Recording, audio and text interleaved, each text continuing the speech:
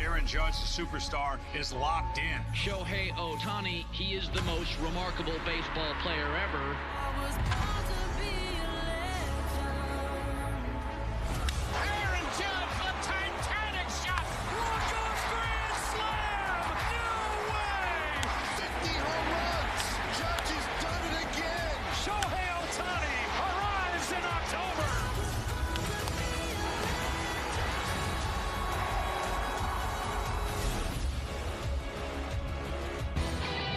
Aaron Judge and Shohei Ohtani lead the Dodgers and Yankees into the Fall Classic. Game 1 of the World Series Friday night, 7 p.m. Eastern on Fox and on the Fox Sports app. Here's the 1-2. Thomas, fly ball right field. Who else?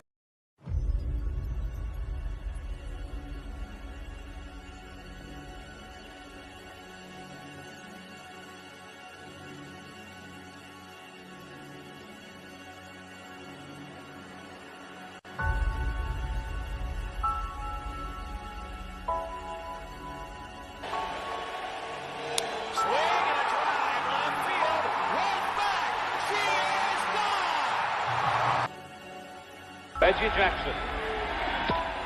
Long drive right field. It is goodbye. Fernando ready, and the strike 2 pitch is hit back to the box, dribbling to second. Samuel on the bag, close to first, double play. Hit toward the hole. Jeter backhands from the outfield grass. Got him. He's done it. Today, I consider myself the luckiest man on the face of the earth. It's time for Dodger baseball. There's a drive. It's a bullet. Was there any doubt? Shohei Ohtani arrives in October. Judge swings one. Deep left field. A grand slam. And the Yankees have the lead. Here's Ramon Urias. Nice play by Volpe. Got him. Swing to the right center field. Diving play. A walk-off catch. Mookie. Castillo, Soto, a high fly ball to center.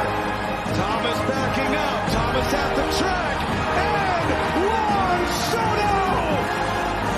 A 3-run home run! Here's 2-0. Is into center field, and that's the ball game. 2-2 on Stanton with Judge at first. And a swing and a miss for strike 3. Got him swinging.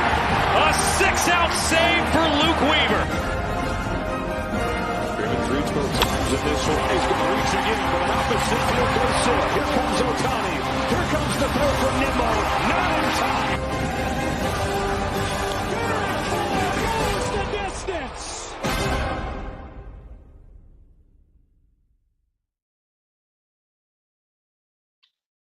And welcome everyone to a new episode of Batter Up.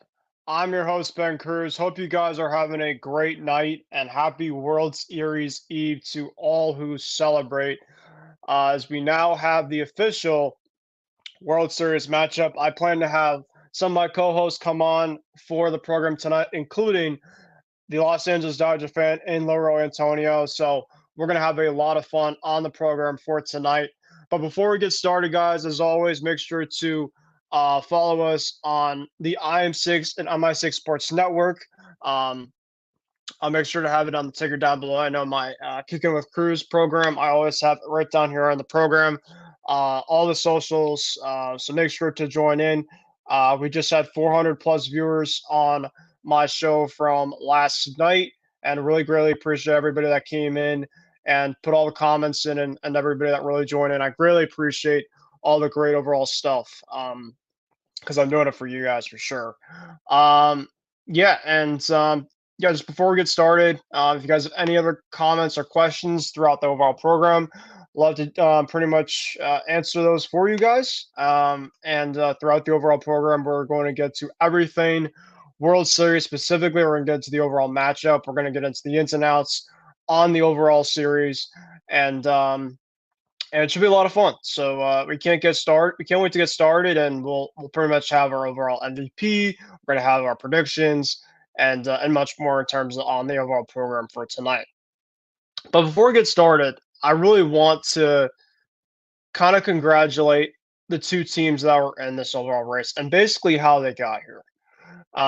You had two teams um, that from both the sides, um, and the New York Yankees and the Los Angeles Dodgers that haven't been here in a while, and it should be a really fun overall series. When you look at it, you have two teams that are two of the most iconic franchises in sports. And this has been an overall matchup that us baseball fans have been hoping for a long period of time. You have star talent on both sides of the ball, offensively, on the pitching side, and from both teams. And I think what makes it going to be absolutely fantastic to see. We already have our first comment here, and Christy Wilson. Christy, thanks for joining the program. This should be a really good World Series. Yeah, I can't wait.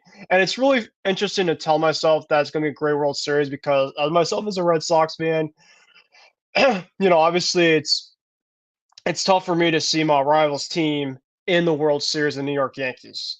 But I also am a realist, and I knew pretty much from the start of the postseason that the New York Yankees were the best team in the American League. Now, obviously, they've had some teams in the past that have been kind of their kryptonites. The Houston Astros have been obviously one of them. That's been really the team that has not got the team that they essentially have not gone on the hump for in a while, and potentially the Baltimore Orioles, as we now welcome here alongside my co-host and Isiah Leung. Isiah, obviously we had a show last night, and now we get the chance to do this once again tonight. So I can't wait to talk more about this, my friend. Hopefully we get Loro Antonio as well.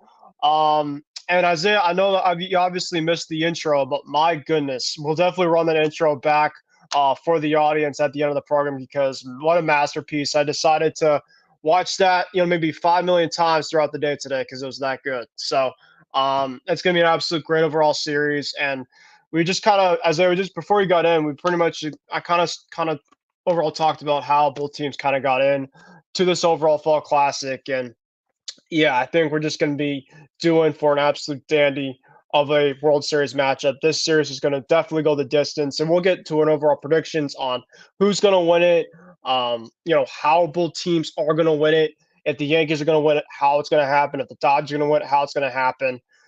So it should be really, really fun, and hopefully we get the chance to get Loro Antonio as well, our Dodger fan, to come on and pretty much give his overall anticipation before this big overall matchup. So before we get into everything else, I want to bring it now over to my co-host and Isiah Leung. Isiah, hope you're doing well, my friend. It is now officially 8 minutes until the clock strikes midnight on the East Coast, which tells me that we are now officially on World Series Eve, and it feels like Christmas morning, even though my team isn't playing because, like we talked about before, this has been a matchup we've been asking for so long.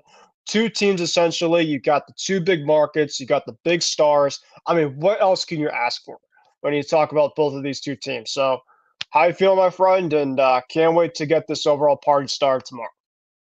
Ben, well, first of all, wow. We've had a number of amazing intro, outro, hype videos here on the network.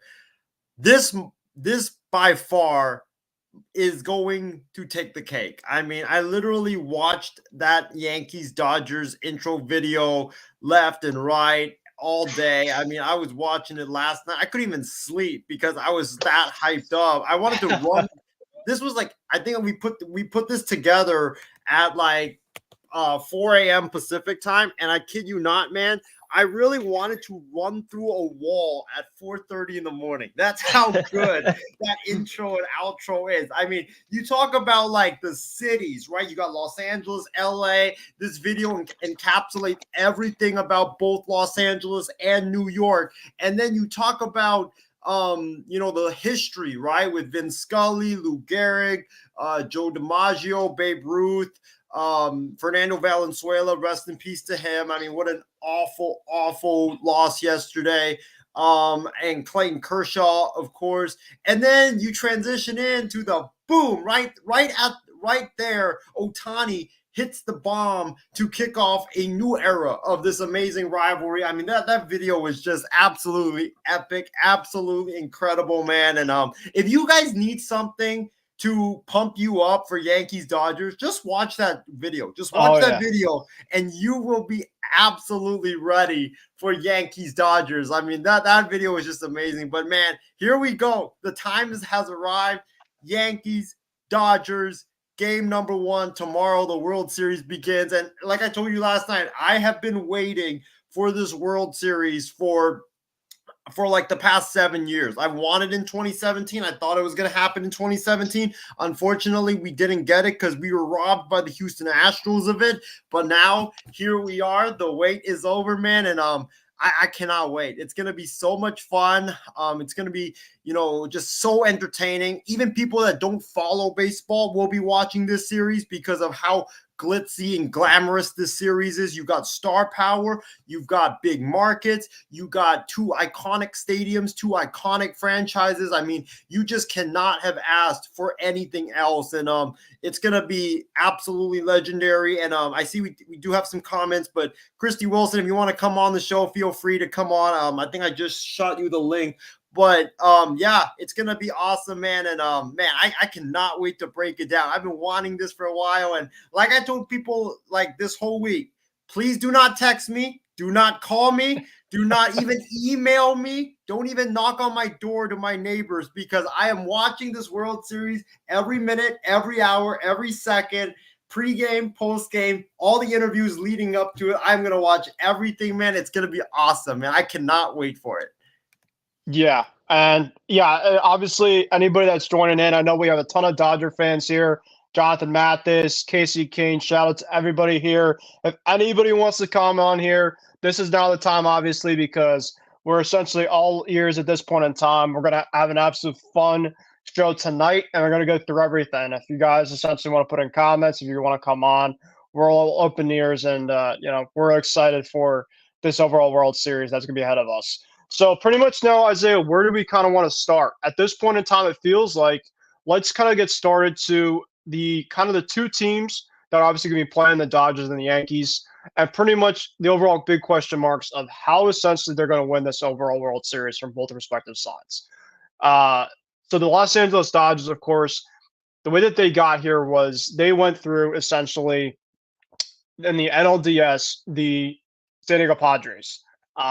They were obviously down overall early in this series, and they were able to win it, winner take all game 5. Then the NLCS, they decided to play the Mets, and the Mets obviously had a fantastic run. The Mets unfortunately came up short, but the Dodgers were of course the better team. And for Shohei Ohtani's first playoff appearance, he essentially gets rewarded, and he is going to be going to the World Series for the first time ever in a new uniform and get the chance to face another, household type of team that has needed to be there for the last 15 years, which they've not gone under the hump for.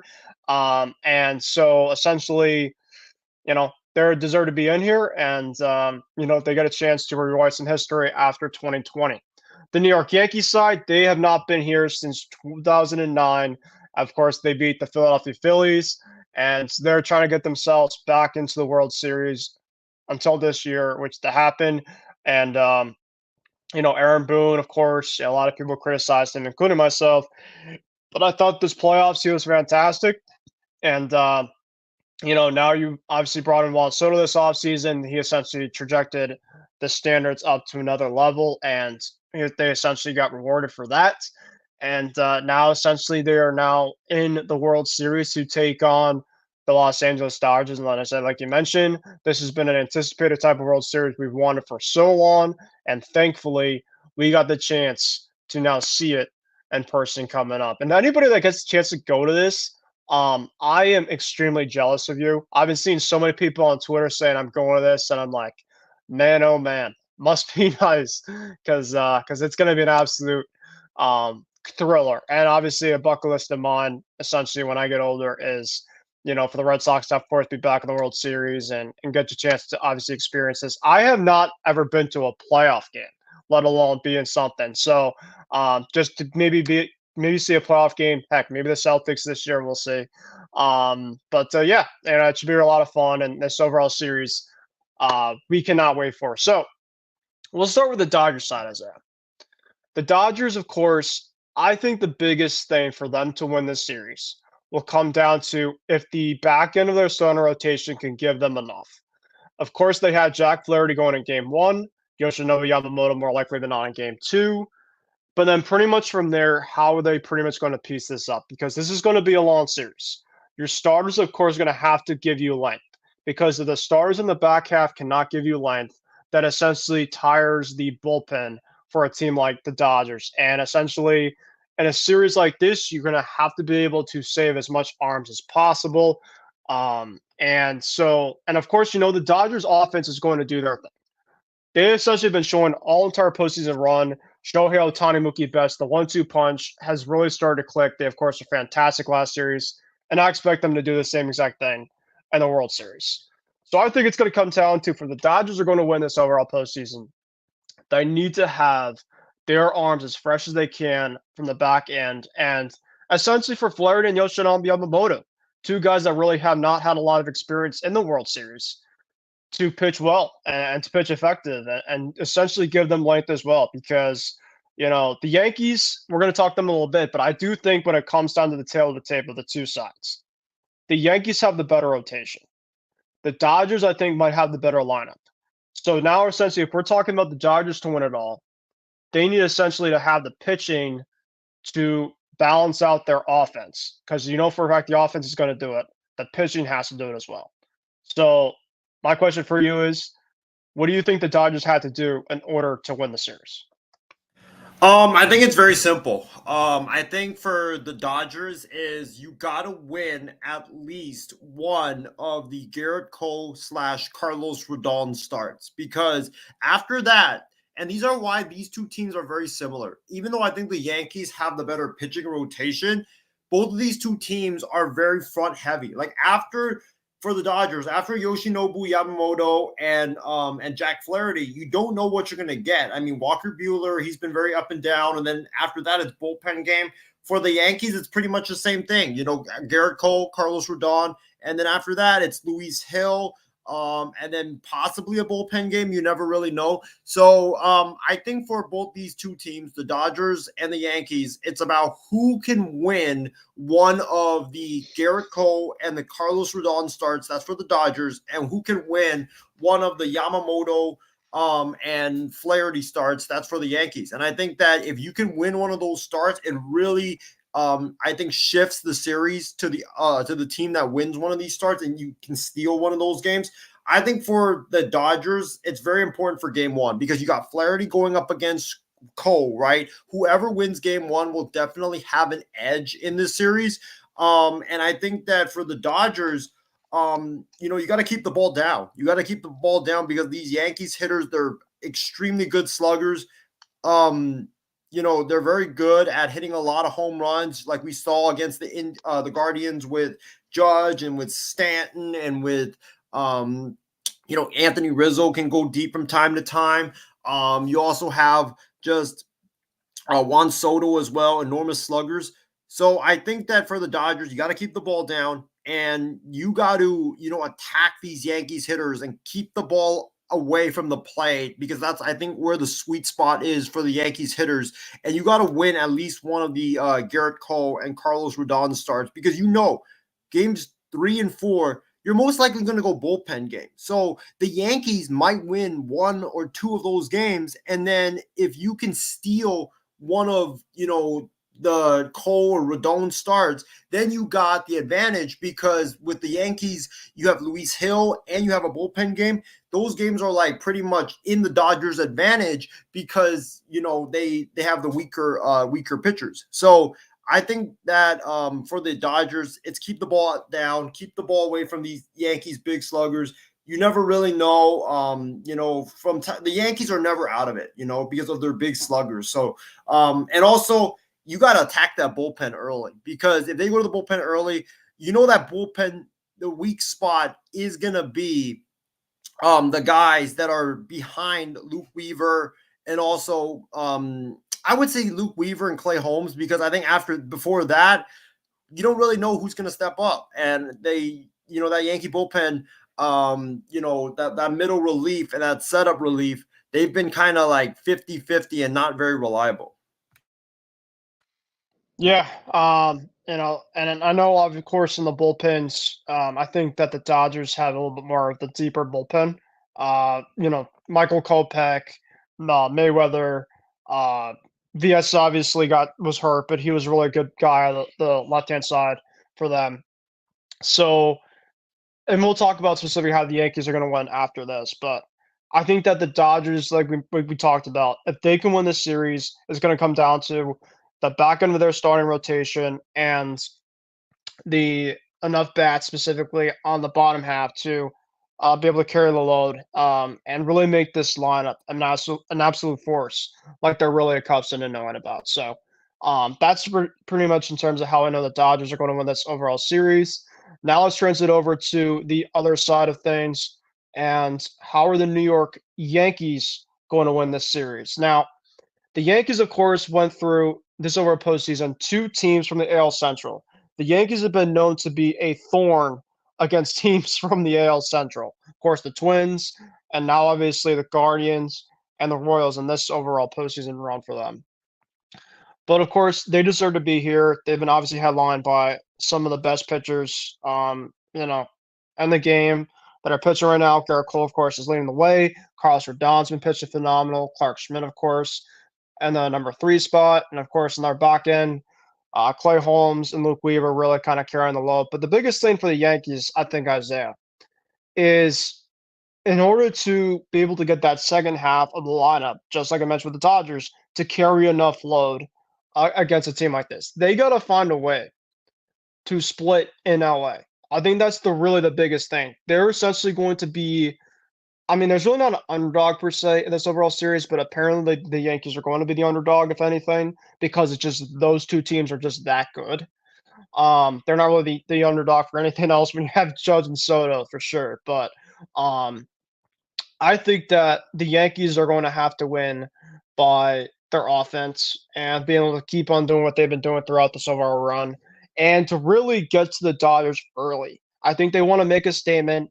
Game 1, of course, they want to get ahead. They essentially want to play their game, because in this overall run, the Yankees have done a really good job of doing that, being able to get ahead of these games, letting their starters essentially kind of do their thing, and then their bullpen essentially kind of has been following up suit and done a phenomenal job. And in Game 2, essentially, they got Rodon coming on the bump. Rodon, of course, he's very inconsistent. I think Garrett Cole's going to be fine. But Carlos Rodon, on the other hand, you just don't know what you're going to get out of him. So I think it's going to come down to the Yankees got to take one of these games.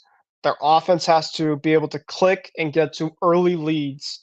And the bullpen has to be able to, outside of Luke Weaver and Clay Holmes, find a way specifically to find some other guys to step up, whether it's Mark Leiter Jr., whether it's Tim Hill. Other guys essentially have to kind of carry the load, because the Dodgers lineup is just going to be another type of expectation compared to what the Yankees have been already facing with these 2 lineups that they faced in the AL Central. So that's what essentially I have for the Yankees to win this overall series. What do you think specifically is going to be the key to how the Yankees move on to this next round? Well, I think one of the biggest keys is Aaron Judge has got to turn into what he was in the regular season in this series. This guy has been thought of as, the next great in Yankees lore. Well, so now the World Series is here. You have not been playing up to what we've seen in the regular season from you in the playoffs. And I know he's hit a couple of home runs, but he's still hitting 192. He is not being that force that everybody saw in the regular season. Guys like Soto, guys like Stanton, guys like Verdugo, guys like Volpe, they've all stepped up in the place of Aaron Judge, Aaron Judge, it's the World Series now. You got to step up and you got to, be that, king of baseball that everybody thinks you are. And you got to have a monster series because, on the other side, Shohei Ohtani is going to have a great series.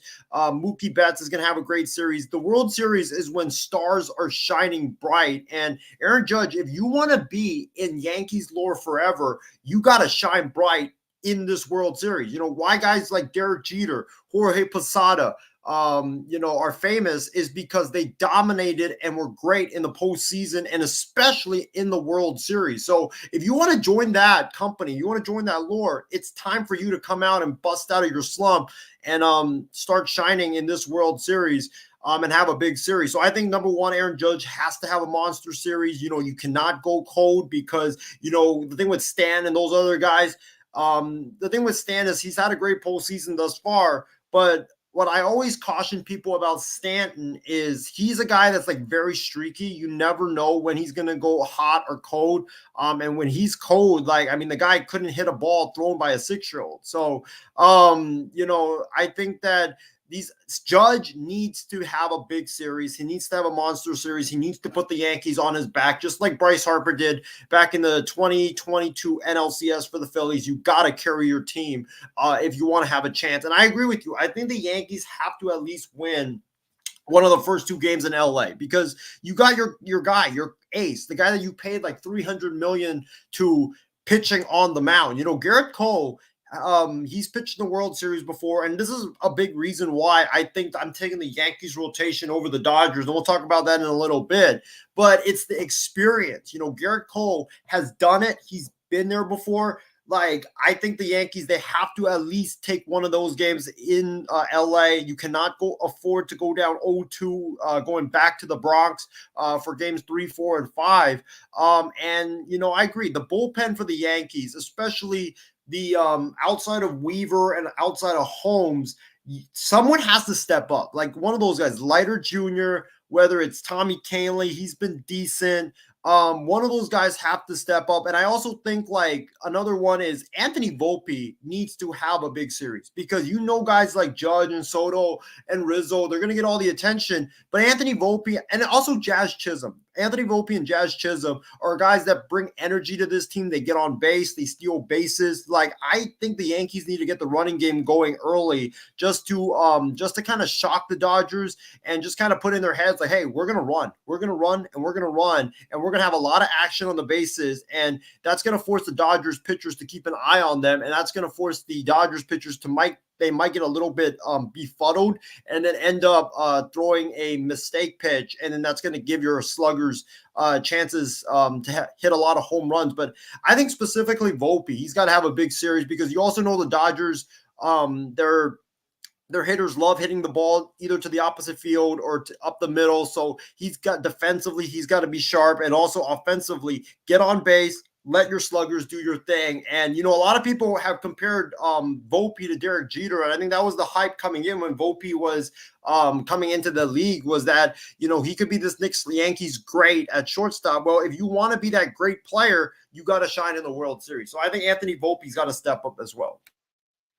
Yeah, obviously, Anthony Volpe, the comparisons to Derek Jeter, I think are just absolutely ludicrous. Volpe, of course, is still young, and you're comparing, of course, a really young kid to, one of the best shortstops in franchise history. But I think this kid has potential. The Yankees side of things, like you mentioned, Austin Wells, Jazz Chisholm. Both guys specifically were really good in the second half, but especially with Jazz Chisholm because he was their trade acquisition. They're, of course, expecting a lot out of him to bring some energy, in which he did. Of course, he had that 2-homer game right out of the game against Philly, but he's really struggled in the postseason. And thankfully, of course, a lot of the Yankees, Aaron Judge, Giancarlo Stanton, and Juan Soto, of course, has really kind of been able to carry the load with him really struggling. So, they're going to have some guys step up. And the thing about the Dodgers is when you get the chances to get on base, you have to cash in. There are teams specifically that if you don't get to an early lead and their since they're playing their style of play, it's not going to be pretty because I think that the Dodgers are a team that can really score in bunches. Not saying the Yankees can't because they've done a really good job themselves, really getting these guys in with the guys on base. But I think that specifically the Yankees have to win this overall series because, like we talked about, their pitching, of course, leads to specifically the. It's like defense in football. Defense wins championship. And baseball to win a championship, you have to have the pitching. Pitching, pitching, pitching. Of course, offense, of course, is massively key, and both of these two teams have that. But you have to be able to have that pitching. And I think when you talked about, of course, you predicted the Yankees intent last night because of the pitching. And I think we'll obviously cut our predictions, and that's why I think the series is going to be obviously massive. But we're able to pretty much get our two keys to the overall style of how the Dodgers are going to win this series and how the Yankees are going to win this series. Isiah, of course, it sounds like we want to get something really quickly in before we get into our next topic here. Yeah, like I agree with you. I think that for the Yankees, I think another big key that I forgot to add was don't give the Dodgers extra outs. Don't make stupid errors on the field. Do not try to keep the ball in the strike zone. Do not get wild. Do not walk guys. Because if you give the Dodgers extra outs, if you give them free opportunities to get guys on bases, well, they're going to just come and haunt you because they're like the Kansas City Chiefs with Patrick Mahomes, where you do not want to give them extra opportunities. So I think that's for the Yankees. You got to play for the Dodgers as well. You got to play a clean game because you don't want to give any of these guys on either teams like extra outs, but more so with the Dodgers because, like you mentioned, they can come, their runs can come in flurries, they can come in bunches. And if you give them extra opportunities, if you give them free chances, free passes on bases, then they're going to come back to haunt you. And that's what happened with the Mets. The Mets made a bunch of errors in one of those games, and then the Dodgers ended up haunting them. The Mets walked a lot of guys, especially in Game 6, and then the Dodgers ended up with their big sluggers, ended up cashing them in. And with these two teams, both of these two teams are very powerful, we know, but top to bottom, 1 through 9, both of these two teams are just very, very dynamic. Anybody on this lineup, top to bottom, they can hurt you at any given time. Like top to bottom, you have guys hitting in the 9th hole or the 8th hole that in other teams would hit like 4 or 5 or 6. So that's how dangerous both of these two lineups are. And really quickly, before we get to our next thing that I forgot to mention that I'll add in now, is both of the teams have been really good with their plate discipline and their plate approach, especially in crucial times. You see with terms of the Mets. The Mets have a lot of their starting pitchers that were able to get it against the Phillies, in which Jose Quintana, Sean Manaea were able to use a lot of outside kind of swing or miss type of stuff. And the Phillies were pretty much swinging at it like crazy. They tried to use that same exact type of approach in the next round against the Dodgers, and they were not fooled by it at all. They were essentially very disciplined, especially when the times got, really in the crunch time of things. They were just keeping themselves essentially to their approach, and they were phenomenal at it. One of those guys specifically that was phenomenal at it was Max Muncy from the Dodgers. He essentially was on an on-base streak, I think, of like 9-10 straight plate appearances. And that was absolutely phenomenal. But that's just kind of the overall two teams that we're kind of seeing. The Yankee side of things, they have a lot of free swinners, but they did a really good job in those postseason runs. So, both of essentially the two teams are coming in with a ton of confidence, and that's why I think we're bound to see a postseason that's going to be for the ages. So now we're going to get into really quick the next thing, and that's going to be, is this overall matchup good for baseball? Because, of course, for a long period of time, people have been saying that baseball has been dead. Of course, they added a ton of rules with the pitch clock last year, the year before, and, of course, with the long overall season. But I think with an overall matchup that's for the ages, a Game 7 with essentially two teams with two big markets in New York and LA, 4 or 5 of the most highly prolific baseball position players, and not only on the teams, but in baseball. I mean, you have Shohei Ohtani, you have Aaron Judge. You have two of those stars specifically on both the American League side and the National League side that are trying to get their first World Series title. That essentially been absolutely fantastic outside of that, breaking records left and right. Aaron Judge, of course, had a 60-plus homer season last year. Shohei Ohtani this year had a 50-50 season with him not even pitching this season. So just absolutely crazy. Of course, they brought in Juan Soto. Juan Soto, of course, has won a World Series. Mookie Betts for the Dodgers. He's won 2 World Series, one with my Red Sox and one already with the Dodgers in 2020. Yoshinobu Yamamoto, of course, they brought in this past offseason. He's essentially maybe trying to win his first overall championship in his first season in the professional league. So you look at it, and I know a lot of people that are not Dodger fans or Yankee fans maybe don't like this overall matchup, and that's okay. It's obviously it's up to you if you really want to watch this. But I'm looking at this overall 2 matchups, to these 2 teams in this matchup, and can't tell me why wouldn't you want to watch a certain type of matchup like this? Because of course last year Texas played Arizona. You know, I don't think a lot of people were watching in terms of viewership, but I think this year, Isaiah, the viewership just this whole entire week, I feel like the hype's already been there. So that's already kind of before the games have even started. Now, essentially, you have the game starting tomorrow, and I think that we're going to be in for an absolute crazy World Series. Both of these 2 teams have wanted to win a World Series for a long period of time. And actually, my co-host from my other network, shout out to Ryan, we had a show this morning, and Ryan essentially mentioned to me that the Dodgers haven't had a in-city parade since like the 1900s for some from from the last time they had it, because 2020 it was a COVID season, so essentially they couldn't celebrate after really. So I think that both teams, I mean, the Liberty in New York just had their championship parade for WNBA.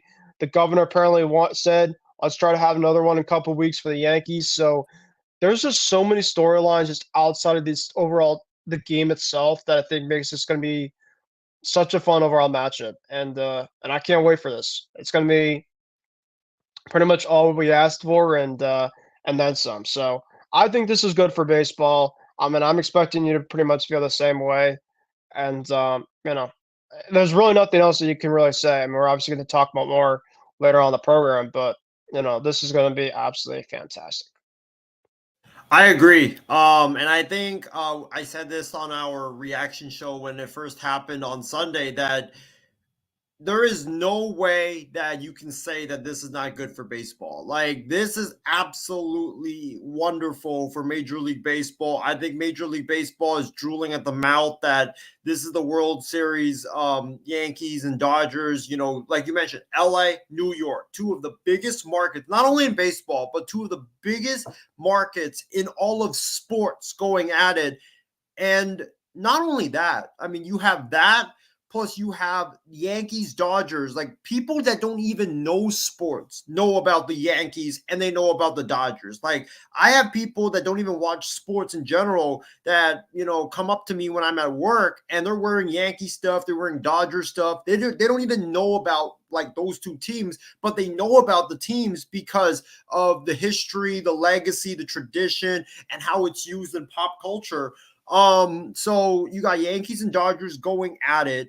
And then you also talk about like the star power, Soto, Judge, Shohei, Mookie, Freeman. Like, there's so much star power on both sides. Garrett Cole as well. And then the storylines too. I mean, you literally have Aaron Judge versus Shohei. You have that massive matchup. You have 2 teams that are kind of like a mirror image of each other. The Dodgers, they haven't had an in-city parade in forever. The Yankees, they haven't had a parade since 2009. So it's been a while since they've had a parade. And then, like we showed in the video, you talk about like the legends, right? You talk about like all these legends that have played for these 2 franchises.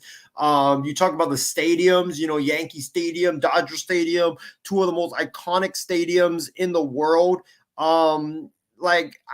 I just don't understand, like, the people saying, like, oh, this is bad for baseball, Dodgers, Yankees. No, it's not. Like, this is absolutely good for baseball. Don't give me, like, any of this, like, small market stuff. Like, I know people always say, oh, we need the small markets. Like, we need, this small market stuff. Be honest with yourself, people. Would you rather see Yankees, Dodgers, or would you rather see, I don't know, like Oakland Athletics versus Miami Marlins? Or would you rather see like Arizona, like no disrespect to those teams, Arizona Diamondbacks versus Chicago White Sox? Like, no, you won't. Or if we're putting playoff teams this year, would you rather see Padres versus Tigers? Like, no disrespect to those teams. Those are, I mean, that would be a decent matchup. But give me Yankees, Dodgers all day, every day. This is like Lakers and Celtics on steroids, basically, with how great it is. Like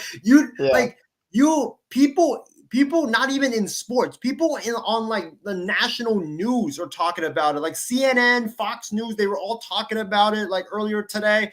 ABC was talking about it. Like, that's how jazzed up everybody is for this series. If you talk about like Padres and Tigers, for example, or A's versus Marlins, I know like damn well half or 75% of the nation would not give a living crap about those matchups. Like, once again, no disrespect to those teams, but you're telling me you would rather have Padres and Tigers or Diamondbacks, White Sox, or A's and Marlins over Yankees, Dodgers. That there's no way. There's absolutely no way. Even if you're not like a fan of those two teams, you will be glued to your TV because you want to see the drama unfold on the baseball field. So I think this is absolutely good for baseball. Especially last year. Like, I think, Ben, if last year we had Rangers Phillies, I think it would be such a better matchup because it would be like star power on both sides. You got good managers, you got two teams that are very good offensive teams going at it.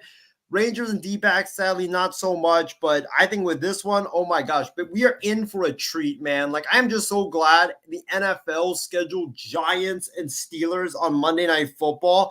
That way nobody has to miss Game 3 of the World Series for the NFL. But man, it's gonna be an amazing series. And I think this is absolutely wonderful for the game of baseball.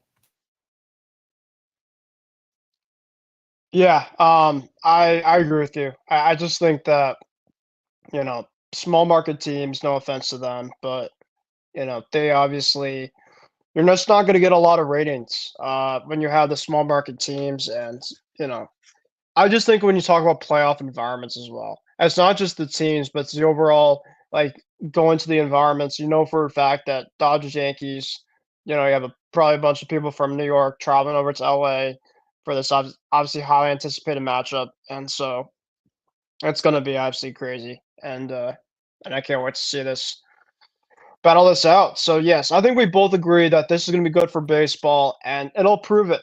Trust me. I think we're gonna, like we talked about, this is gonna go really, really deep, and we have massive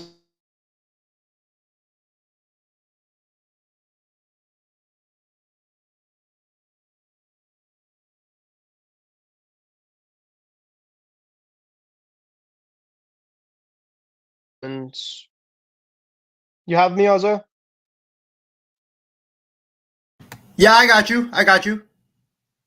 Okay. All right. Something happened, I thought. All right. All right.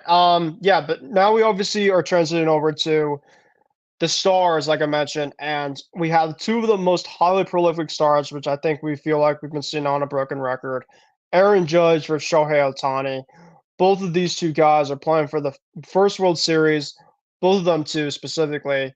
Aaron Judge, of course, has been to the postseason countless times, but has never made it to the World Series until this year. Shohei Ohtani, on the other hand, has been for the Los Angeles Angels for a long period of time until free agency. He decided to go to the Los Angeles Dodgers on a long-term deal with the Falls, of course. But now essentially he with this overall season, fantastic course for Shohei, 50-50. Aaron Judge, of course, another fantastic season for the Yankees. And now you get to battle it out for the bragging rights and then some.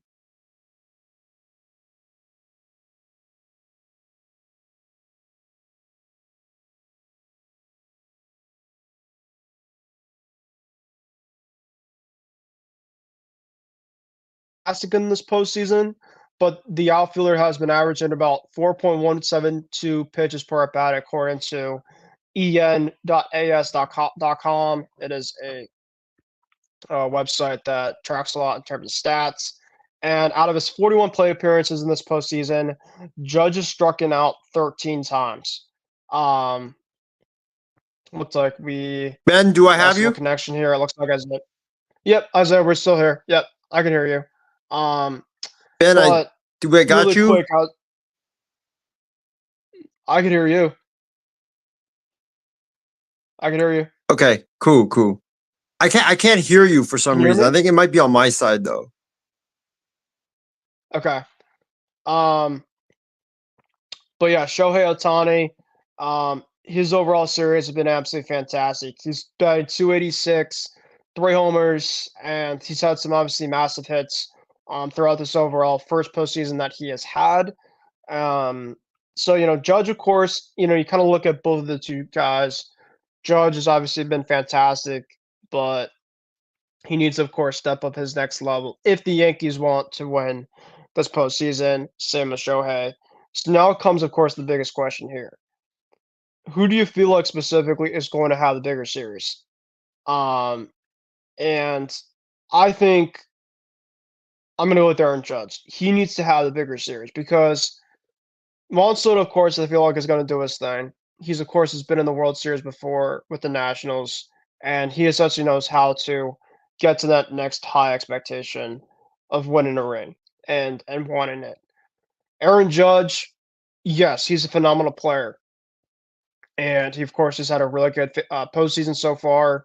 Despite the 13 strikeouts that he's had out of 41 plate appearances, but he's had 2 homers, and it feels like he's started to kind of get his swing back, and the swing at the end of the most perfect time. The Dodgers, though, if Shohei essentially doesn't have it, I think the Dodgers, their lineup is still deep enough where they can have other guys step up. The Yankees really are very top heavy, and essentially after that number 5 hole in that lineup, they have to have that top half really carry a lot of the load. So if Aaron Judge is really cold in this series, it just takes so much pressure on the other guys that need to be even elevate to a higher standard. And for a guy like Aaron Judge that's been absolutely MVP playing for countless seasons, if he doesn't have a good World Series, the criticisms are going to be out of this world. Saying, the playoff allegations, how he can't win the big game, he's never won a ring. Very similar like to Jason Tatum and Jaylen Brown for the Celtics for so long in terms of getting so close yet getting so far. And I think that if he wins it, if the Yankees win the championship and Aaron Judge has obviously a great World Series, that just takes his you know play just to another high standard, and essentially we can pretty much appreciate that. Um, for me, I think Shohei has the bigger series. I think the more pressure though is going to be on Aaron Judge. So I'll ask you in terms of what do you feel like specifically between these two guys who's going to have the bigger series? But I think that Shohei is going to have the bigger series because I think that when the lights turn on bright, this is a guy specifically that's not phased with anything. Of course, he already won the World Baseball Classic against the USA, which by the way was absolutely phenomenal.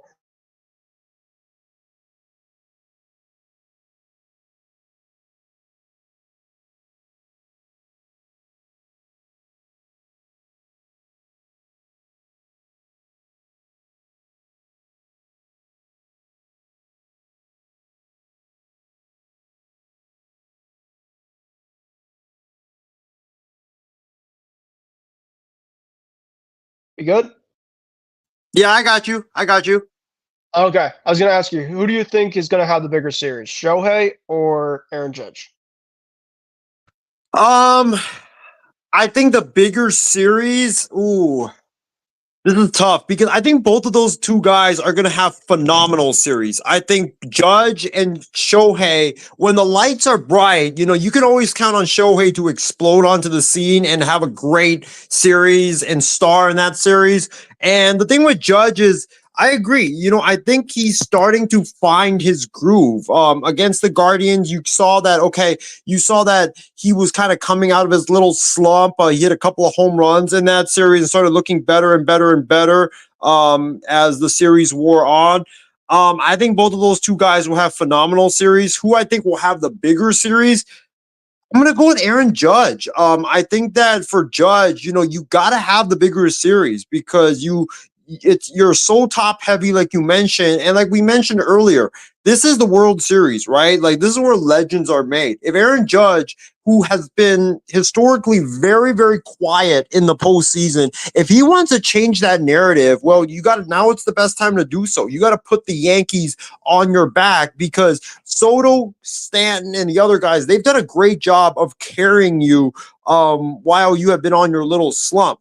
But now, Aaron Judge, you got to put the Yankees on your back. You got to carry the Yankees now. It's time. And I think I read somewhere Aaron Judge historically in his career against Dodger pitching, he's hitting like 450 or something like that. So Aaron Judge, I think, will have the bigger series. I think Shohei will have a phenomenal series, but I think that Judge is made for this moment. And I think that Aaron Judge, I wouldn't be surprised tomorrow if Judge has a big game against Jack Flaherty, because in his career against Flaherty, I think that he's got a couple of homers. So he's owned Flaherty in the past. So I think that Aaron Judge will have a bigger series. I do agree. I think Judge has the most pressure because, like you mentioned, he's been historically cold in the postseason. He's been historically known to slump when the postseason starts and when it's the postseason. And if you want to be in that Yankees lore, well, you gotta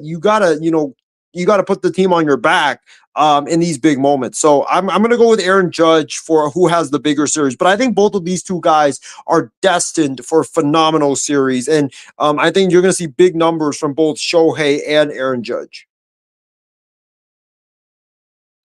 Yeah, I think that both guys will be phenomenal. I think that it's both of these guys are going to just do their thing, and I think that it's going to be they'll do what they do, kind of get here, and now obviously we have the chance to see this at firsthand, and it's going to be obviously phenomenal to see. And so we'll see in terms of who has it. Will it be Shohei? Will it be Aaron Judge? Time will tell from here. All right, so the next is going to be the tail of the tape from the pitching side. We got Garrett Cole and Carlos Rodon, the first two guys for games 1 and 2. And then from the Dodgers side, we're going to have Jack Flaherty and Yoshinobu Yamamoto. We kind of talked about it yesterday on Kicking with Kruse, Isiah, about who we feel like from both sides is going to have the better pitching front. And I think that pretty much we can agree on the Yankees have more of the deeper pitching. But I think the Dodgers pitching, you got to give them credit because, you get to the World Series for a certain reason. And it can't just be one overall thing. It can't just be the overall the lineup that they've essentially been kind of carrying. The pitching has been able to kind of clutch up, and the bullpen's been doing enough to win a lot of these games for them. So I think, though, it's going to be tough because, like we talked about yesterday, I think that the Yankees are the better rotation. But the Dodgers, I think, can go head to head with them. I don't think that Garrett Cole and Carlos Rodon are that much better than Jack Flaherty and Yoshinobu Yamamoto. Kind of pretty much how they've been performing in the postseason. I mean, Garrett Cole, yes, he's been phenomenal, but he's obviously had his hiccups here and there. The clunker that he had in Game 2 against Kansas City. Carlos Rodon, he had a clunker against Kansas City as well. And then Yamamoto, he had a clunker against San Diego. Jack Flaherty, he had a clunker against San Diego. And then, of course, his last out against the Mets. So it's not like, you could look at one side and be like, they're the clear-cut favorite. I think that both of the teams specifically have some pitchers that have really good stuff. And now it's going to come down to specifically which of these guys are going to make that next level and to elevate essentially to their next, potential. Because Garrett Cole has not pitched in a World Series. I don't know. Yeah, he's been in the World Series, but I don't know if he's pitched in one with the Yankees. I don't think he has. I know with the Astros he had. Yamamoto, of course, hasn't. Flaherty hasn't. And Rodon hasn't. I don't think. So this is essentially where it gets to the next level. And can these guys elevate? So I'm going to ask you from here. In terms of games 1 and game 2, when you look at both of these overall pitching matchups, Garrett Cole and Jack Flaherty. Of course, I think we expect Garrett Cole is going to win this overall pitching matchup when you look at it on paper. But Flaherty, of course, is a really good pitcher. Flaherty, of course, is going to be a free agent after the end of this year. He's going to want to get paid, and he's going to want to pitch like a number one. He also has put away stuff typically, and I think with the Yankees, they're going to have to find a way to stay disciplined. This is, of course, another guy that still has really good stuff, and they're going to have to find a way to be as disciplined as they can.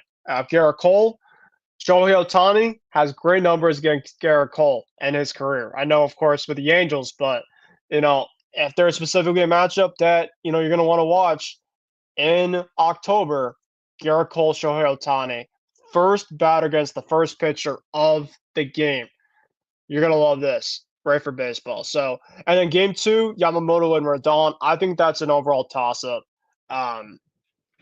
So it's going to be interesting because really the one of the 4 guys, they're all great pitchers, but they haven't had a ton of World Series experience. So now, Isiah, I'm going to kind of turn it over to you and ask you, who do you think, at least in the first 2 games, has the edge? And what do you think now for these 2 sides when you look at kind of both the rotations? We obviously talked about the Yankees have the deep rotation, but who do you think steps up between these 2 teams that's going to be the better rotation by the end of it? Like you mentioned, I think game 1, Flaherty's never pitched in the postseason. I mean, in a World Series. Cole has. So I got to take that experience because the World Series is just different. Like when you're walking on that mound and you're pitching on that mound in the World Series, like it's different. The lights are brighter. The stage is bigger. It's just different. So I got to, for game 1, I think I got to go with Garrett Cole with the advantage. Anytime Garrett Cole's on the mound, like I think you got to put your complete trust in him. And here's the thing. The Yankees have had since last Saturday, off. They've been, and Garrett Cole, I think, has been off longer because I don't think he pitched game 4, did he? Or game 5. I think it was did Garrett Cole pitch game 5 against the Guardians? Or was that someone else? I think it was Rodon, actually. That was Rodon. Yeah. Schmidt pitched game 4 and Rodon pitched game 5. Okay, so Garrett Cole is going to be coming off of essentially 11 days of rest. So here's the thing. I think rust could be a big factor in these first couple of games because of the long layoff. For Garrett Cole tomorrow, it's either a good thing or a bad thing because Cole could be very well rested that he's going to be not only throwing 97 miles an hour, but he could be upping it up to 100 miles an hour as we've seen from time to time. But also, if, the rust kicks in, then he could be very wild. So I think that tomorrow, given the rest, I got to go with Garrett Cole, given the experience. Yamamoto versus Rodon, like you mentioned, that's a toss-up because both of these 2 guys have never pitched in the World Series. This is Yamamoto's rookie season. He's had a lot of bad games as well, especially against potent offenses like the Padres and others. I know he pitched well against the Yankees at Yankee Stadium. And then Rodon is the same thing where he's kind of been hit or miss. He's had some really good starts, but he's had some really bad starts as well. So if I had to pick between the rotations, I'm going to go with the Yankees still because of how much more depth they have. You have Rodon, you have Cole, you have a guy named Luis Hill who's been, I know he's never pitched in the World Series, but still he's been very lights out this season. He's kind of like the Yankees version of Yamamoto. That's how good he's been.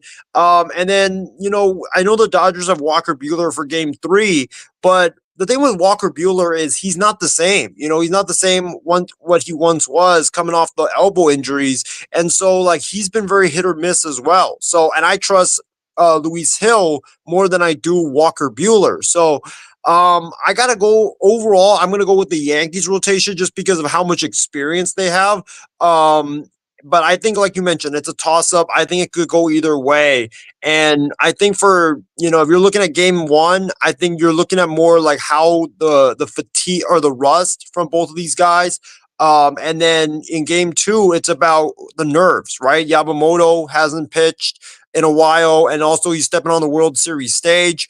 Same thing with Rodon, hasn't pitched or he hadn't pitched in like almost a week, and World Series stage. So I think that, like you mentioned, I think it's gonna come down to who can step up on the biggest stage and perform. And here's the thing, Garrett Cole, look, the Yankees paid you $300 million, right? You got to justify that contract with a great performance because that's what they paid you for. They didn't pay you for the regular season. They didn't pay you for the ALDS. They paid you to win World Series and to step on that mound like CC Sabathia did a number of times and just dominate. And Garrett Cole has to have a massive start tomorrow and just kill it on the mound for the Yankees.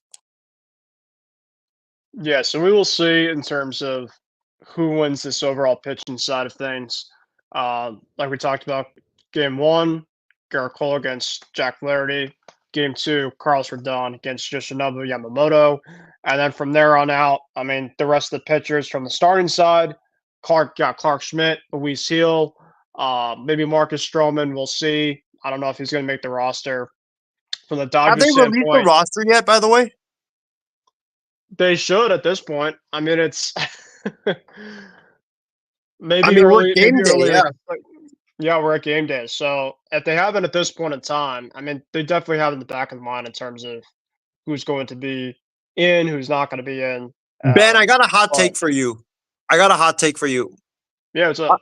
I think that game 4, if I'm Aaron Boone and if I'm the Yankees, I'm not throwing Clark Schmidt out there. I'm rolling with the experience. Give me Marcus Stroman. I know he's been bad this season. He's been kind of up and down, but I trust Marcus Stroman more because he's pitched bigger games and he's been there before, like in the postseason, than I do with Clark Schmidt. I just think that with Clark Schmidt, the nervousness of that big stage, I think might get to him. And if I have to go between Stroman, who's an established pitcher, versus Schmidt, I got to go with the experience, especially in the World Series stage. All right. We'll have to see about that for sure. All right. Now we're going to be rolling on to the next thing, something that we haven't talked a ton about, but we have to talk about it, and that is the managers. Aaron Boone, Dave Roberts. I know you and Loro kind of talked about it in the beginning of the week. 2 essentially managers that have kind of been well known for choking. You got the chance to kind of see 2 guys. In 03, of course, Aaron Boone walks us off in the ALCS. Dave Roberts, of course, is well known for that steal in 04 against, of course, the comeback, and you guys know the rest. But the 2 managers really having a ton of postseason experience when it comes to winning, and they've done a really good job getting this far. So I think when you look at the 2 managers, Isiah, I don't think that there's really more of the clear-cut favorite. And thank you for the picture for that.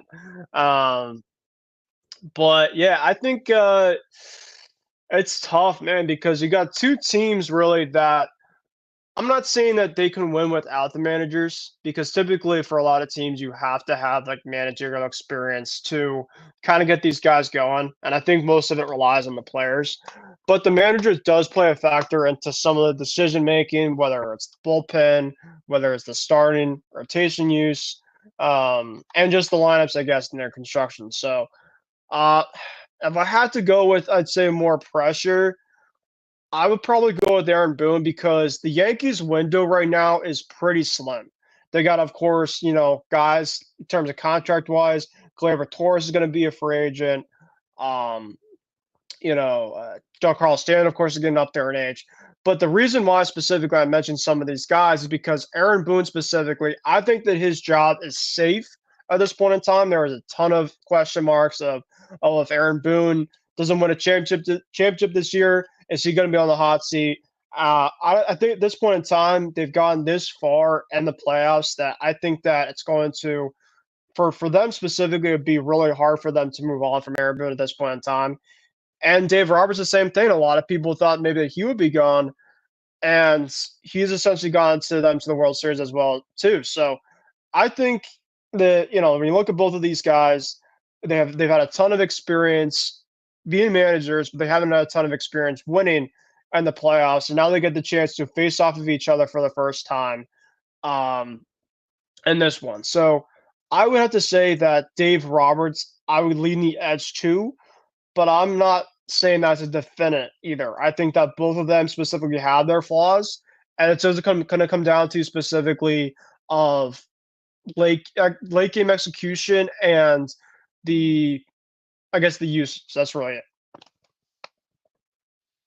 Like I said earlier, these two teams are just similar images of each other. I mean, everything we've talked about tonight, it's either been a toss-up or it's just been a close nail-biting race to see who's the best. Dave Roberts versus Aaron Boone. I mean, you can make a case for either one, and you wouldn't be wrong. Both of these two managers, their fan bases have wanted fired not just once, but numerous times over the last 5 to 6 years. And I think coming into this postseason, these were the two most pressurized skippers in the playoffs, because if the Yankees had lost early, Boone would be gone. If Dodgers had lost early, Roberts would have been gone as well.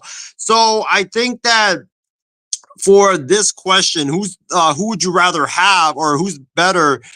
I'm going to lean Dave Roberts because, Ben, I think tonight, I've been harping a lot on experience, and experience is a big thing, especially in the World Series. It's not just in the World Series, but any sports finals, experience is a big, big thing.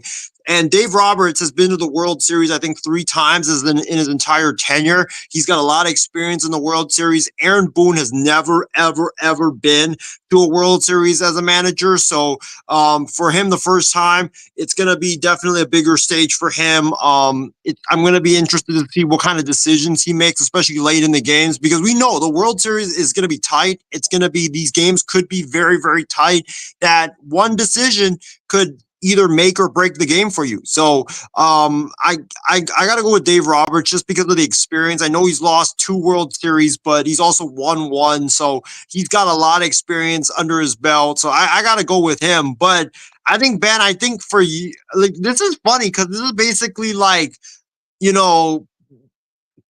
has a similar, it's got a Red Sox vibe to it, because you got Dave Roberts, the Red Sox. I love how you just give my overall team right in the middle of us not even playing right now. Right? I mean, it's Yankees, Dodgers. Yeah, you got this Red Sox vibe to it, because you have Yankees, Dodgers, right? But you got Dave Roberts, who is a big hero for the Red Sox with that steal, like you mentioned. And then you have Aaron Boone, whom, I'm pretty sure he's he's become one of the guys that Red Sox fans hate the most, because not only of the home run, but of his years managing the Yankees, and of how many times he's either gotten ejected versus the Red Sox, or he's just beating you guys. So it's definitely kind of got this I'm pretty sure Red Sox fans, I know you're probably going to go with the Dodgers, but I mean it's going to be a great matchup. These two managers, you can make a case for either one. Aaron Boone, he's done very well. Pitching decisions, I think he's gotten a lot better at it. Dave Roberts, similar, where pitching decisions, he's kind of gotten a lot better at it. I've been very impressed. Bullpen games, the Dodgers have been winning a lot of them, which signifies hey, when you're winning a lot of these bullpen games, that signifies the genius of the managers, because the managers have to play the matchups. And when you're winning a lot of these bullpen games, that means your manager is getting them right. So I got to go with Dave Roberts just because of the experience. But I mean, Boone, he's not bad. Roberts is not bad. Boone is not bad. You can make a case for either one. Yeah, and I think Aaron Boone specifically has his job saved up, and I've given him a lot of criticism. That's not me being a Red Sox fan. This is actually me. He's had a ton of just dumb situations. Even Yankee fans have essentially righted him to rip on him left and right. But he's been fantastic this overall postseason, and I really haven't had a complaint in terms of the way that he's been doing it this year. So congrats to him. But yeah, we'll have to see in terms of how the managerial side of things go. But now we're going to transit over to the X Factors. Let's see. Yes, the X Factors. So pretty much outside of the superstars, like we've talked about, when you have to win a World Series, it doesn't come with just all superstars. It has to be coming with some other guys that maybe our unsung hero. You know, I hate crossing sports, but and the Celtics championship, outside of Brown and Tatum, guys like Drew Holiday, Derek White, not names that are absolutely flashy, but guys specifically that will come in and play a role and do everything that they can to help get the team to win the whole entire thing. So now we go back to baseball and kind of similar thing with that. So um, for the Yankee side of thing, I think the X factor for them to get them over to the hump is two guys. That is Gleyber Torres. He's the leadoff hitter, and he's been absolutely fantastic for them. But he is the table center for that team. He's batting leadoff. You're essentially going to be starting every single game in the World Series, and no better other situation than getting the first hit. He did a lot of that. In a lot of the games in the LCS. His plate discipline was massive, and there's no better feeling in baseball, Loro. Call you Loro, I'm sorry. Isiah, it's getting late, I'm sorry.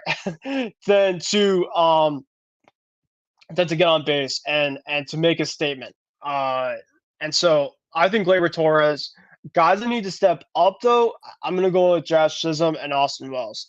Austin Wells, of course, has not been great in this overall run. I think he's getting tired. And Jazz Chisholm, the Yankees paid a lot for via free agency, and I'm sorry, and at the trade deadline. And yeah, he obviously had a great start. His defense has been fine, but he really has struggled in the LCS so far, and of course leading up to the World Series. So, and then for the Dodgers, they have a couple guys.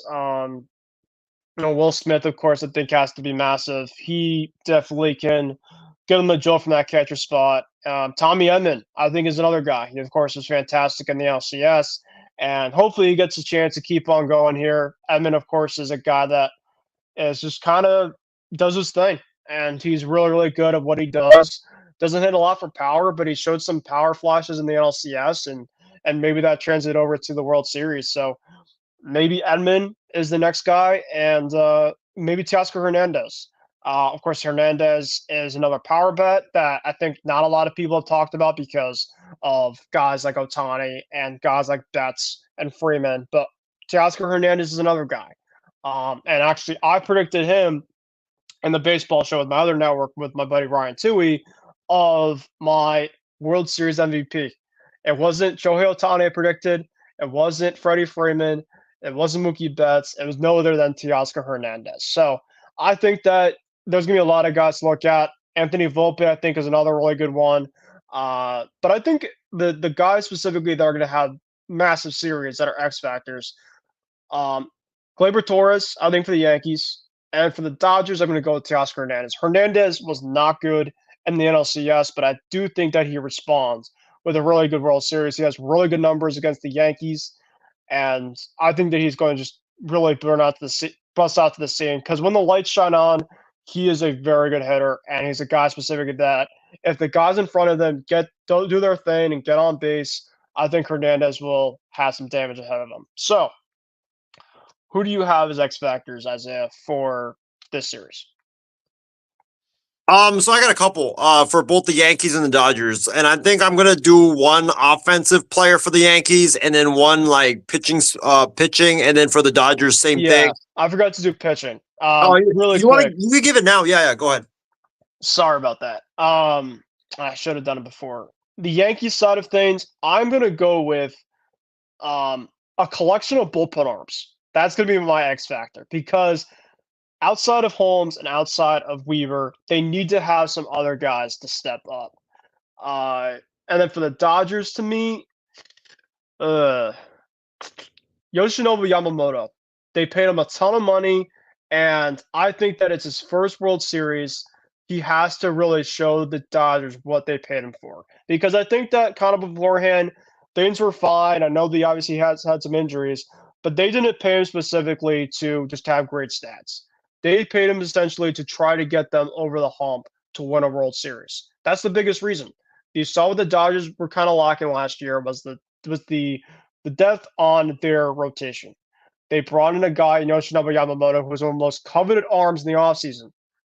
And now they really need him to get the Dodgers to perform at the best level as they can possible. So those are my guys on the pitching stand.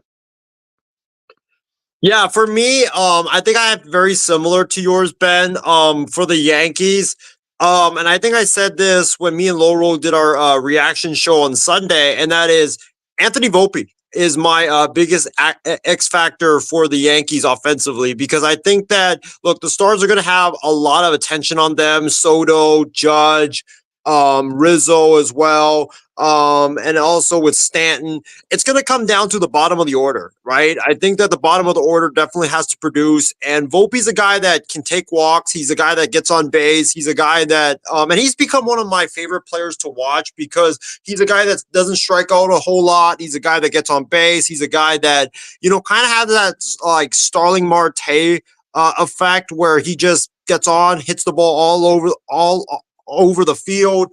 You can't really game plan one way for him. So I think he's got to have a big series. Offensively, he's the guy that needs to get on base. He needs to steal bases. Him and Jazz Chisholm they both need to provide that energy and that spark. And that way you can turn it over and lengthen the lineup, and then get it back to the big hitters at the top with Gleyber Torres and with Giancarlo Stanton and with Juan Soto and with Aaron Judge as well. And remember, when the Yankees were winning early, and they were having that success, Ben, Anthony Volpe was hitting 400. Like when Anthony Volpe was going great, the Yankees were going great. But then when he dropped off and had the little slump in midseason, that's when the Yankees started having their slump. So he's the guy that's like the energy bunny. He needs to provide that spark for the Yankees, especially that bottom of the order, and also defensively as well. He's got to play some sharp defense, at shortstop because the Dodgers like to hit the ball up the middle. He's got to be there, and he's got to, and I think he's had a couple of errors, but he's got to be there, and he's got to, have a really good defensive World Series, especially up the middle at shortstop. So he's definitely one of my X factors. Like I said, Chisholm's definitely got to be him and Volpe. They've got to be that energy bunny for the Yankees. And then I think for the Yankees pitching staff, you talked about the collection of bullpen arms. Like I couldn't agree more. Jake Cousins specifically, I think is one of yeah, he's one of my biggest X factors because he's a guy that's explosive. Like he's a guy that has a lot of great stuff. And Aaron Boone, I think will use him. If let's say a starter can't go deep into the games, he's gonna be like that 5th or 6th inning guy that will bridge it to either a Clay Holmes or a Luke Weaver. So I think that he's gotta have a great World Series. He's got to shut it down. If you want to win it, you gotta bridge that gap successfully to your big boys at the end of your bullpen. So I got to go with Cousins. And then in terms of for the Dodgers, I got to go with Will Smith. He's been pretty quiet this postseason. I haven't really heard a lot of him. I know Teoscar Hernandez was outstanding in the NLDS. He was very quiet in the NLCS. Like you mentioned, he's got a lot of great success going up against the Yankees, having faced them a bunch of times in his career when he was with the Blue Jays. So I think he's going to have a great series as well.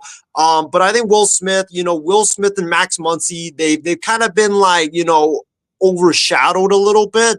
With this Dodger team from 1 through 9, you can't really count anybody out. Will Smith, he's got to get back to being the guy that, comes up clutch and has big hits for the Dodgers if they want to win it. And I also think for the Dodgers pitching staff, Yoshinobu Yamamoto, because they paid you a boatload of money. You were one of the first, I think you were the first Japanese player ever to never pitch in the major leagues and get a $300 million contract. And, the Dodgers paid you for times like this. They paid you for the World Series. They paid you for this big stage. And, the thing is, the Dodgers are going to be going up against Garrett Cole in Game 1.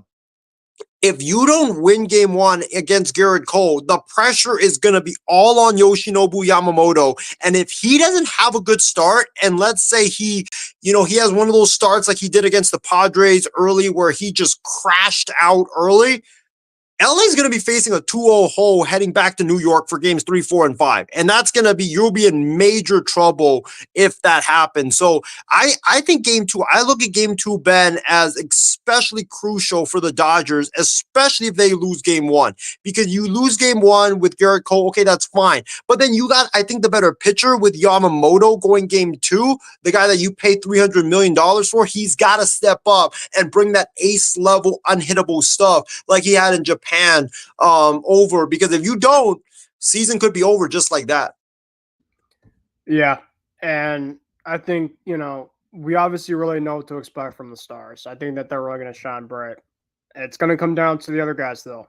And, whoever really has that secondary of X factors that come onto the scene and play well, and maybe those guys like Tommy Edman and Teoscar and some guys that kind of struggle, or you mentioned Anthony Volpe or somebody else, that's essentially going to be the turning point, I think, in terms of who's going to win this series, which now we transit now over to who do we have to win the 2024 World Series Classic between these two heavyweights, Yankees, Dodgers. I know we obviously predicted this last night, so we could obviously talk about it and maybe see if our predictions changed. And of course, let's do a World Series MVP. Now, we didn't do this, I'm pretty sure, last night in our MVPs, and if we did, I probably don't remember. So for me, I'm going to stick to my overall prediction I had from last night. I'm going to go Dodgers in 7. This is not me being a Yankee hater per se. I think the Yankees are a great team. They've obviously had a fantastic season. And this is obviously another thing too is, one team has to go down, right? And I think that if you look at it, the Dodgers have the better lineup. I think that lineup is going to be able to carry them and to really, get the Yankees, their pitching staff really tired at that back end. I know the Yankees have a really good overall rotation, but I lean towards the lineup more. And the bullpen, I think the Dodgers have better bullpen. So 2 of the 3 things I'm pretty sure are more favorite to the Dodgers in this one. But yeah, I'm going to go Dodgers in 7. I think it's going to be a really good overall series. It's going to go deep, but somebody has to win. And that's who I'm going with for the World Series MVP. I'm going no other than Teoscar Hernandez. I love the unsung hero stories, and I know that obviously they're going to try to go with Shohei Ohtani or Mookie Betts or Freddie Freeman, one of those guys, but Teoscar Hernandez has done great against the Yankees, and he just brings that energy. He's going to be a free agent after this season, and I feel like that he's going to have some massive hits against them in this series. Of course, when the Dodgers play the Yankees throughout the regular season, Teoscar had a couple big-time homers against them, and he just feels like he's going to be a guy that really is going to get the Dodgers to win the 2024 World Series Classic. So that's what I have, and I'll take it to you, my friend. Who do you have winning the 2024 World Series Classic? Ben, I haven't been able to sleep much because I have been just kind of like, trying to formulate a prediction because like we've analyzed with this series, everything is 50-50. The lineup, the rotation, like the managers, you can make a case for either one. And same thing with this prediction. Like, I think that you can make a case for either one and you won't be wrong. And, I also think that in terms of, not just this series, Ben, have you noticed like everything about this series, like even the cities, like if we're talking LA versus New York, you can make a case which city is the better city. Like that's how crazy close this series is. Having said that, I think I'm going to stick with what I said last night. I got the Yankees in 7 because Garrett Cole in a game 7, I trust him any day of the week, and he's been there. He's done it before. He never won the World Series, but it wasn't his fault that the Astros lost. It was because I believe AJ Hinch made some AJ Hinch did not put in Zach Greinke in game 7, I think, against the Braves when Cole was pulled out. I got the Yankees winning. I think that Garrett Cole in a game 7, it's just going to be too much for the Dodgers. I think both Aaron Judge and Shohei Ohtani have big series. Freddie Freeman, the thing about him is if he was healthy, I think that he's going to have a monster series, but I just can't count on him because he hasn't played in a while. He's hurt. You don't know if is he going to be in and out of the lineup. Mookie Betts, Mookie Betts has been all right. He hasn't been spectacular in this series. I think he's definitely going to respond better. Teoscar Hernandez, I think we'll have a big series like you mentioned. But a guy to watch out for besides Volpe, like we named, also Wells and Jazz Chisholm. I do agree, though. Wells has to have a big series. Alex Verdugo. I forgot about him completely. We left Doogie out, and I thought some part of the conversation throughout tonight we would put him in for some odd reason. I don't know why. But here we go. Alex Verdugo, he's facing his former team. Mm-hmm. He's facing against Mookie Betts. This series is absolutely crazy when you have the two stars, but legitimately, this is also a painful series to see me because you have the trade that legitimately the Dodgers acquired Mookie Betts for, returned for Alex Verdugo. The Red Sox brought Alex Verdugo to the Yankees this past offseason, and both of them are playing each other for World Series ring. Just talk about in terms of like what baseball can do to you, really. So, you know what's also a crazy fact is I think the other guy that you guys got in that trade was some guy named Jeter Downs. I think Jeter Downs. He's not playing baseball anymore, for what I know. Yeah, he's not playing baseball anymore. But you know what's funny is so Jeter Downs originally started with the Dodgers, I believe it was. And then he went to the Red Sox, I think. Or no. He was with us for like a little bit. I remember. Yeah, no. He has a connection to the Yankees, I think. I think it was was he in their minor league? I think he was in their minor league. Yeah, they claimed him off waivers, and then like a week or two after, I think they designated him for assignment. Oh yeah, and then I think that's how the Dodgers got him or something. But there's like some connection there. But that's crazy that everybody in this trade has a connection to the Yankees, the Dodgers, and the Red Sox. Like it's absolutely mind-boggling how this works out. But yeah, I think Verdugo, I think, is going to have a good series too. I think he's very underrated. I think that going up against his former team, he's going to have gripes that he wants to get out. So I think he's going to have a great series. But I think in the end, it comes down to Game 7, evenly matched series. But it comes down to Game 7, and Garrett Cole's greatness is going to put the Yankees on top and win the World Series for them. You paid him $300 million. He's going to prove why that contract was very worth it when the Yankees get their 28th ring. So I got to go Yankees in 7 because of Garrett Cole.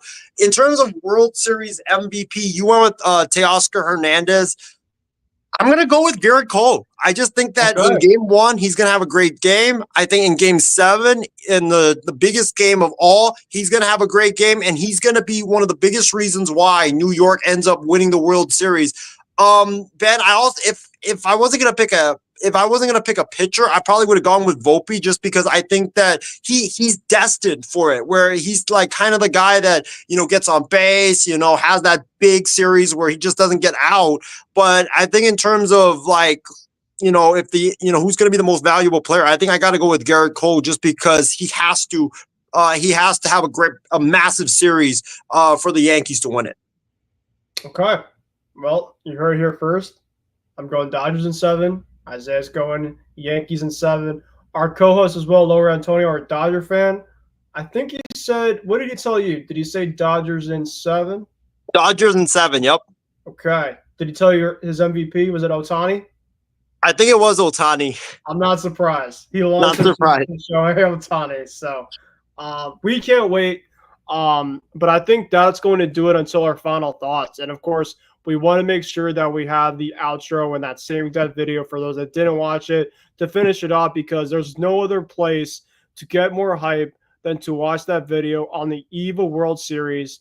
And I might not even get sleep tonight just seeing this video one more time because I've been seeing it so many times, and I need to see him one more time to get me stoked up. This is not even my team playing the World Series, and I feel like I'm gonna be running through a brick wall every single time I'm watching this video. So for Isiah, if you made that, or for whoever made that video, I can't thank you enough, because that is an absolute masterpiece, to say the least, for sure. So before we get into that masterpiece, though, let's get into our final thoughts, and let's just say just one hell of a show, and pretty much the finishing cap of everything, storyline, players, predictions, everything. But now essentially it's going to be coming to the real thing tomorrow night, and we can't wait for it. I would like to try to see what I could do for a watch party. I know with the World Series, we did it last year, and I mean, you could attest to this. We had crazy amount of viewership that skyrocketed. I think on the IM6 Sports Network, the viewership, when I essentially made the request to you guys to do this, it went from like, we only had like 30 viewers and then went up to like 80 to 90.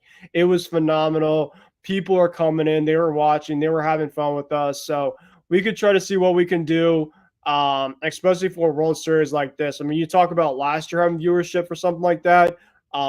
It would be probably double if we did something like that. So we'll have to take a look, and we can't wait if we get the chance to do it. But yeah, final thoughts.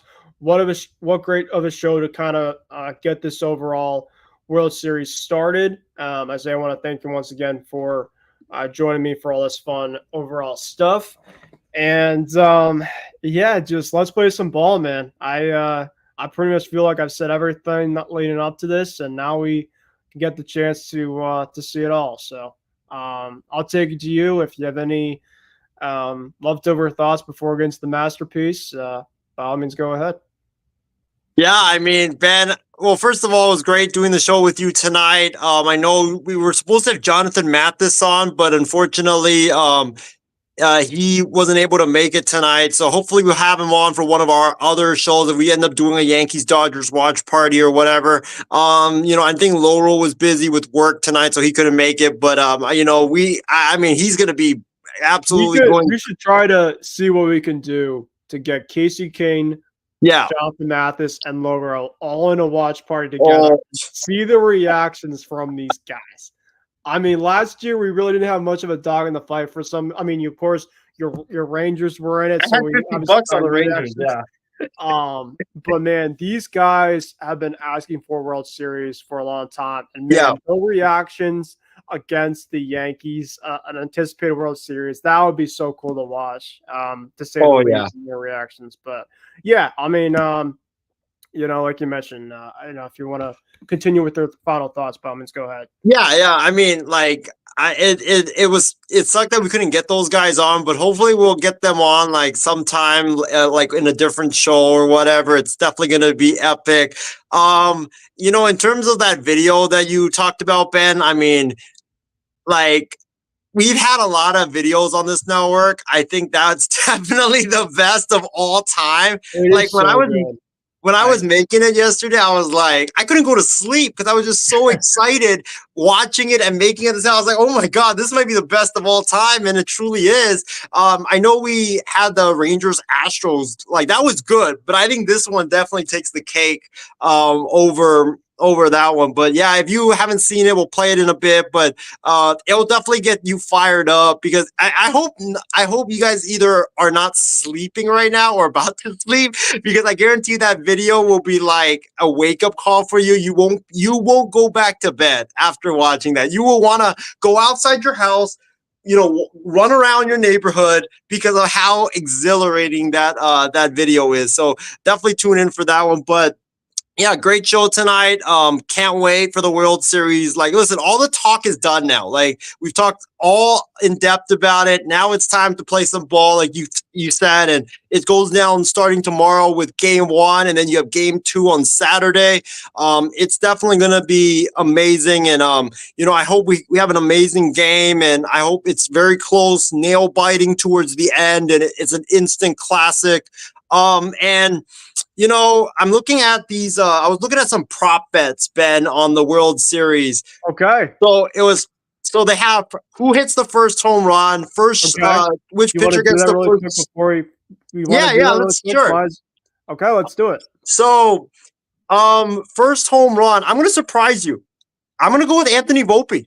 I think that's a big surprise, but now is the first home run just for both teams or just for the respective team? For both teams. Okay. Who hits the first home?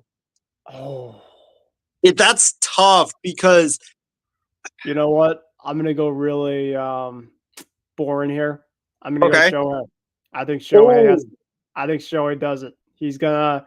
I don't know if it's the first inning, but I think this is gonna be a pitcher's duel tomorrow. Well, not today. I think there's going to be a lot of rust from the teams early on, but I think Shohei is going to have a blast tomorrow. Okay.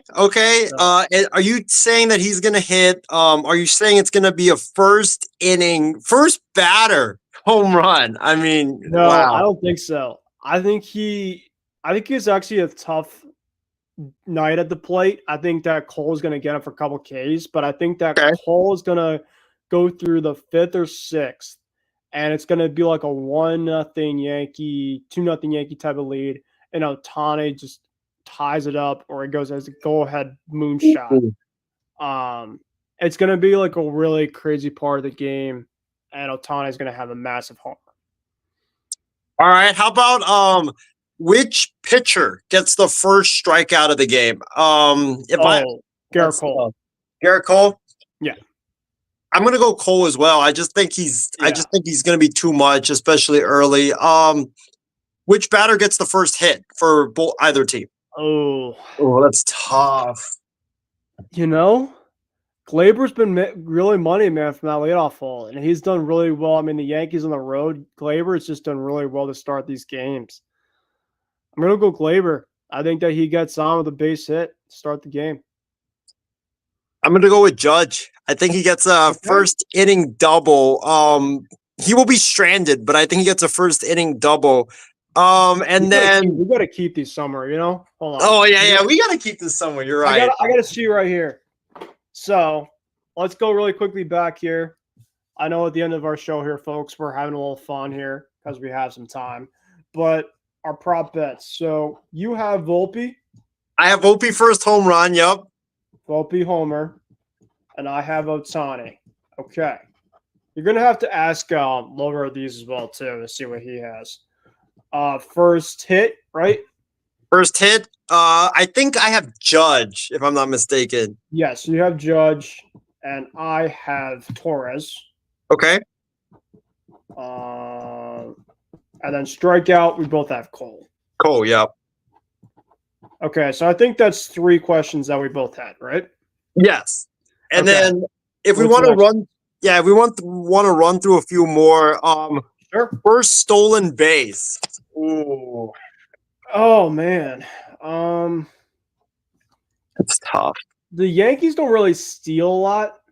I think that's for the Dodgers type of thing, but not even the Dodgers steal a lot either.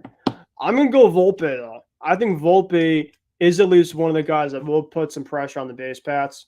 So I'm going to go Volpe. All right. Ooh, that's tough. Because here's the thing. I got Volpe. Actually, I would hate to change my pick. Yeah, you can change your pick. I'm going to go Mookie Betts. Ooh, okay. That's a good pick. I think Mookie Betts is going to have a steal base. Ooh, it's tough. I'm gonna because both teams don't really do much of. They don't. Yeah, they don't really steal much. I'm gonna go Jazz. Jazz has been taking bases a lot recently. Okay. So you're going with an underrated, going Jazz here. All right. Yeah. And then, a couple more is. Are we? You want to only do game 1, or you want to do like the entire series? No, we'll just do game 1, and then we'll probably do the masterpiece to finish off. Okay. Who has the first walk? Ooh, first walk. Man, I'm gonna go Soto. Soto has impeccable plate discipline. I gotta go with Jazz. I think he walks and then he steals a base. I think that. And then remember, we get tacos too if someone steals a base in the World Series. All right, so you're going for that You're going for the taco. I'm going for the taco. Yeah. I respect it. Okay. Is that it? 2 more. Here's a funny one. Will there be a streaker in game 1? Oh man. Like those Dodger fans are very, very crazy. And you know, the Yankee fans too. The Yankee fans are too, yeah. The security at Dodger Stadium doesn't seem great per se. I've never been there, but I'm gonna go no. I think there might be some fights if there was a question. What? No. It was. Will there be a streaker on the field? Yeah, no streakers, but I think there might be some hands thrown at some point. You know, I would be shocked. You know, in a World Series where you had 2 of the most prolific teams in baseball, the fan base can go back and forth. There's no way there's not going to be any type of hustle by the end of the series. It's going to be just that chaotic. I'm gonna go yes. I think we see a streaker on the field. I think because it's so big of a stage. You're talking about game 1. I think there might be one throughout the series. Right. Yeah. I think for me, I'm gonna go game 1 just because it's a big stage. Like everybody wants to get on TikTok or whatever, and then have their moments. So yeah, I think I could see it. All right. And then last but not least, will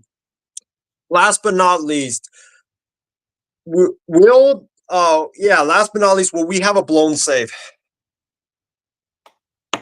Oh man.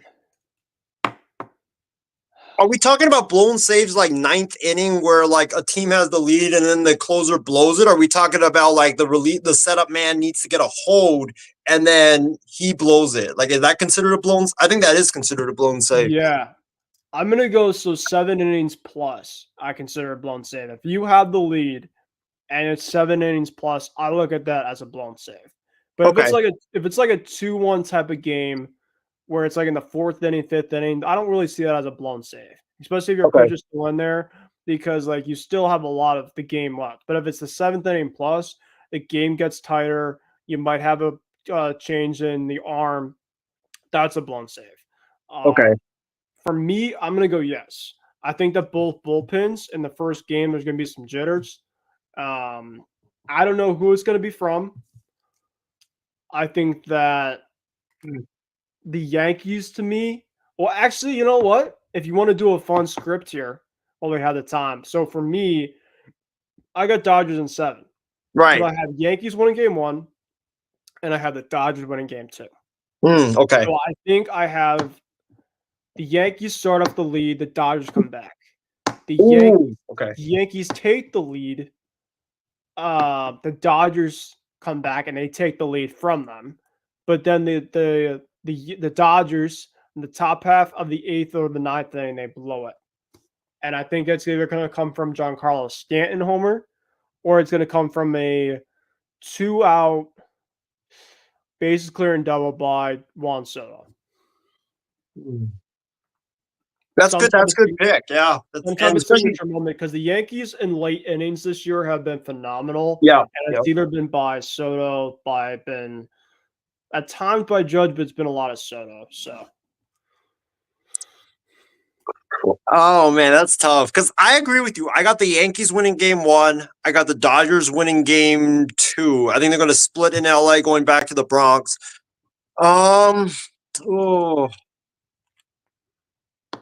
You know what?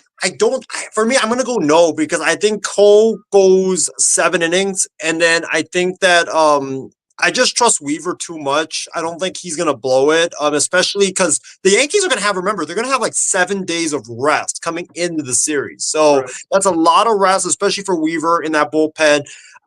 He's going to be relaxed. He's going to be, electrifying. I think Weaver shuts down the Dodgers in the 9th inning. All right, folks. We're here to hear. We had some prop bets in and to kind of save us some time during our final thoughts. But unfortunately, that will conclude tonight's overall program on Batter Up with me and Isiah Leung. To give you guys the outro, we will give you guys the masterpiece of the 2-minute 36-second video that Isiah and some others made, and we'll also give you guys the 40-second clip of Matt Vasgersian previewing this matchup on Fox Sports. So we will give you guys both of those to conclude the night. But that's it for both of us. Hope you guys enjoyed Batter Up. We pretty much gave you guys everything ins and outs wise. But now it is time for the big dance and the end, unfortunately, of baseball for 2024. So I hope you guys had a great evening, and we will talk to you guys next time. Aaron Judge, the superstar, is locked in. Shohei Ohtani, he is the most remarkable baseball player ever. Aaron Judge, a titanic shot. Walk-off grand slam. No way. 50 home runs. Judge has done it again. Shohei Ohtani arrives in October.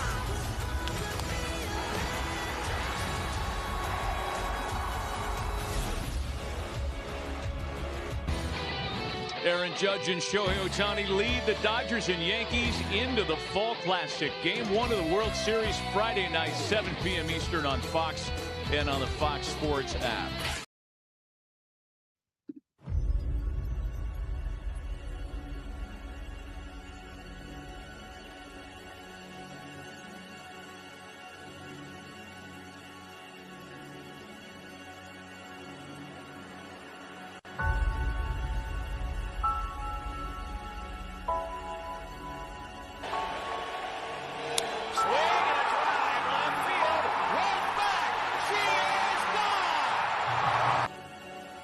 Reggie Jackson. Long drive right field. It is goodbye. Fernando ready, and the strike 2 pitch is hit back to the box, dribbling to second. Samuel on the bag, throws to first, double play. Hit toward the hole. Jeter backhands from the outfield grass. Got him. He's got it. Today, I consider myself the luckiest man on the face of the earth.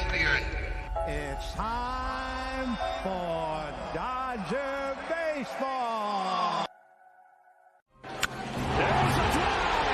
It's a bullet. Was there any doubt? Shohei Ohtani arrives in October. Judge takes one. Deep left field.